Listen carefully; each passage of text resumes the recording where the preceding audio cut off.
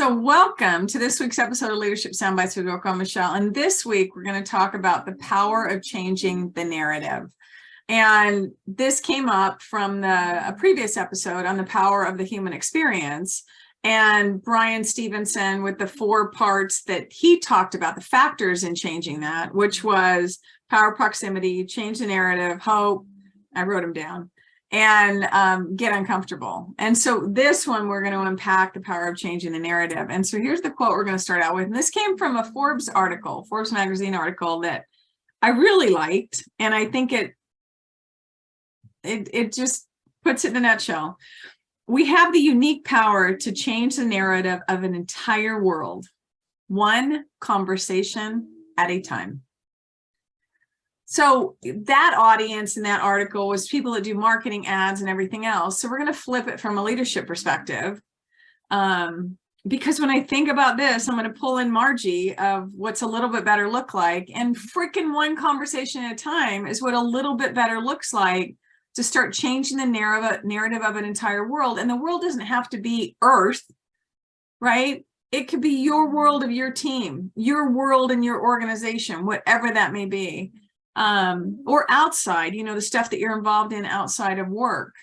But I think this is the power in changing the narrative, right? Understanding what it is, changing it to something else that actually moves us forward, and the ultimate responsibility that we have in doing it. Yeah. I'll stop there. So there's a lot of passion behind what I just said. There is. So again, when we were preparing for this, one of the things that came up for me, and I think it totally aligns with the quote, is I was watching Brene Brown speak, and she told this story about, her and her family go to this lake. They have lots of positive experiences, fond memories of going to this lake with their children. And this one time that they went, her and her husband decided to get up early and spend some time together. And they were going to go for a nice swim off the dock in the lake. And, she about halfway there, halfway to the point where the buoy was, and then they were going to come back. But they got there, and then all of a sudden, her husband just started making a beeline back to the dock, and not just swimming at a leisurely pace, but really picked up speed. And Brene Brown says to her, in her mind, she's thinking, "What the heck? What's going on?" And then she's like, "Well, I guess he doesn't want to spend time with me." And she starts going down this road of, "Oh, maybe I don't look, great in my swimsuit, packed on some pounds or something." But she starts creating this whole narrative about why her husband didn't want to spend time with her. And when they got back to the dock, she asked, she could have just stayed mad and continued on with the narrative that she had created in her mind about how her husband didn't want to spend time with her and all of those self-damaging thoughts about herself. Instead, she chose to be courageous and vulnerable and say, "What the heck? Why didn't you want to spend time with me out in the lake?" And what she learned in doing that was there was a whole nother story and a completely different narrative than what she had told herself. He had started to see boats coming down that lane of the lake, and for safety reasons felt like they needed to kick butt and get back to the dock. Otherwise they might get run over by a boat. And so when she heard that, she's like, "Oh, it wasn't me." There was a whole, and so it just completely changed her perspective. But had she not had that conversation, her narrative would have been the narrative she would have gone forward with, and it might have ruined the rest of their time together at the lake, and might have even done some self-damage around her image of her body in a bathing suit, things like that. So stories have legs. And if we don't take the time to first be aware of the story that we're telling ourselves, and then have the courage to have a conversation about that story, we we won't change the world. We'll keep living it through our eyes. And I think I love that quote because she had the courage to change it, that one conversation at a Yeah. time. So it's so funny when you're sharing that. My head, I'm thinking, were there sharks? Were there alligators? Did he see some danger? Will Robinson, back from the, I can't remember what the show used to be called, Lost in Space, I think.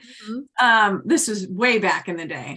Don't date us, Michelle. Yeah, well, it's all good. I mean, I've got grandkids, so I'm dating myself. But it's so funny I do that, and to think about, in my head, I'm like, wouldn't you have yelled out, "Hey, boats!" as you're swimming back to the, but I think to your point, right, is I'm going through this there are so many different ways that could have played out for him to communicate differently. But we don't have control over other people and how they communicate, what they say, what's going on. And I think part of this narrative is to surface assumptions that we may be making ourselves, and then to find out with certainty what else it could be. But something's got to break the chains that hold us back in literally in the stuff that's holding us back. Yeah. So, one of the examples in the Forbes article was just this guy, and they gotten this new puppy in the family, and apparently he kept the dog with him in his office, and he took care of the dog. And then when he wasn't around, the dog was whining all the time, and so the family was complaining that the dog was whining because the dog got used to him. And in his head, he's like, well, I'm the only one that cares for it. Basically, why wouldn't he want to spend time with me? So this whole, and what's interesting about the story is little nothing that it seems, but if you extrapolate it created this divide, right, around something that would normally be, to your point with Brene Brown, a happier moment, right? Something that can bring people together. It's a puppy, right? And I think it happens in work all the time, that we create these stories and these narratives. And oh, by the way, there's a lot of people that say, I'm not a good storyteller. We are all great storytellers, okay? To ourselves and to other people, because stories are those narratives.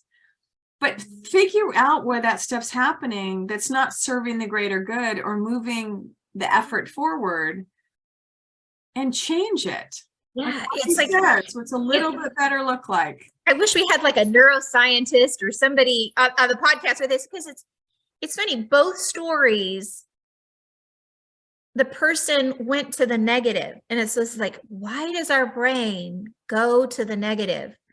Oh, it's whining because of you. It's, oh, he doesn't want to spend time with me because of X. So our brains go to that narrative, and it's like, how can we change that neurological pathway to go to something else, go to a positive, go to curiosity, instead of immediately going to those assumptions of the negative. It's just fascinating. I mean, that just came to me. It's so funny. So I'm going to go back to just our subconscious and the underlying stuff. One of the things in the certification course, what the instructor talked about is our subconscious. We will have things that we have irrational fears, right? Fears of stuff. We have narratives that go into our head, the negative stuff that you do, or vices like people smoke or whatever may be happening. And what he talks about is there is some positive intent around what we're doing, the self-sabotaging behavior, which can be that negative narrative that we have going in the head that can separate us. But there's some positive intent. And so what we have to do is figure out, because let me back up. The subconscious, and this is what they said, which was powerful too, it's not logical. Our subconscious is not logical. And that's why people go, well, it doesn't make any sense. Why would I have a fear of whatever, or crowds, or what, it's not logical. It's purposeful. So it's most likely trying to protect us from something. Survival. Like future hurt, whatever. Yeah. And so it's those kind of things that I think it's important for us, even though we don't have someone who's, NLP or, we could get Loie Cozart on here to start talking about the brain and how all that stuff works. Have her back.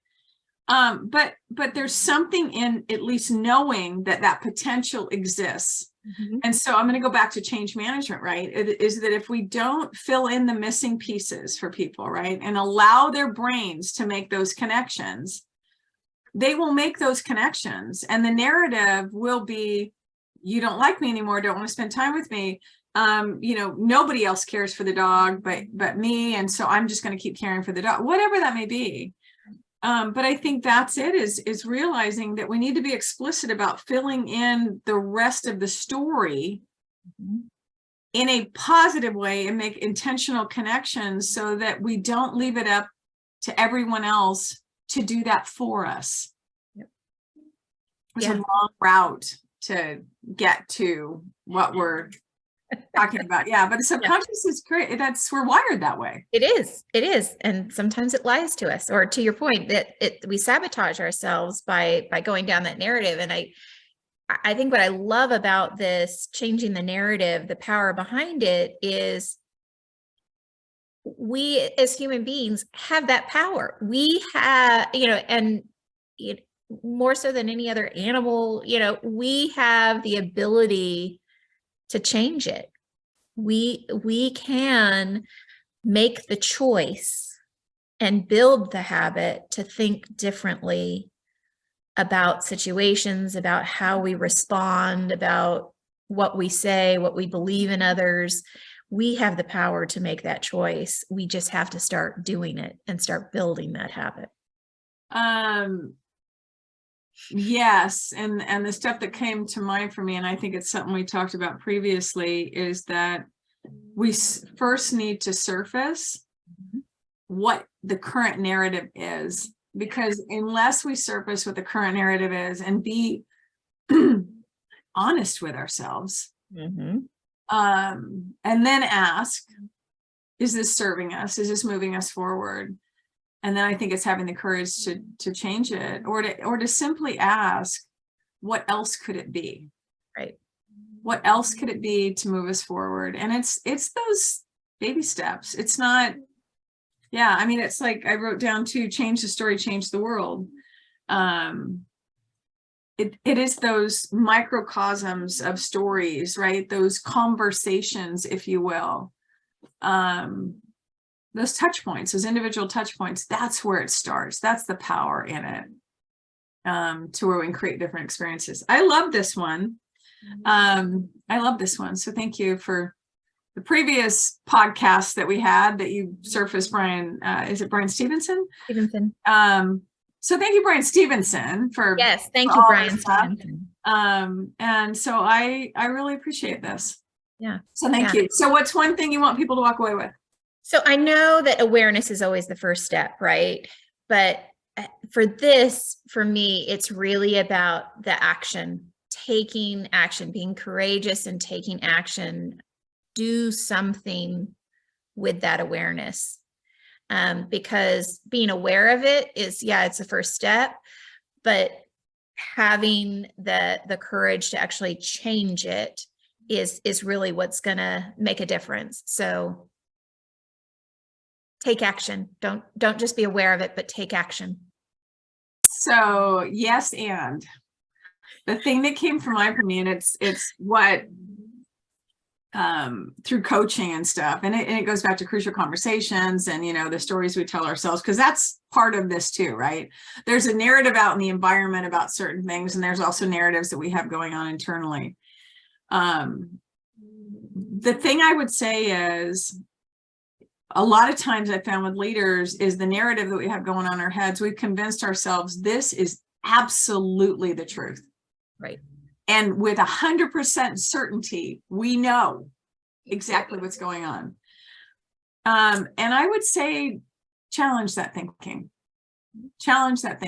And that's where it comes in, because if you're honest with yourself and you've got this narrative going on about whatever it is, do you know with 100% certainty that this is in fact true? And the majority of the time, if you ask yourself that question, the answer will be no. And if the answer is no, then that's when you go, what else could it be? Because the narratives that we need to start changing are the narratives that are getting us emotionally charged. And not in a good way. Yeah. And so I think that's the power in it. To your point, awareness. And I think also challenging ourselves that we're so committed to this, in fact, is true, that the majority of the time it may not be about someone else's, why they're doing it, their intent behind it. So that's what I would say. So thank you for this. Leadership, this has been Leadership Soundbites with Rocco Michelle, and please like, share, subscribe. Until next time, and I'm sure we're going to have more of this.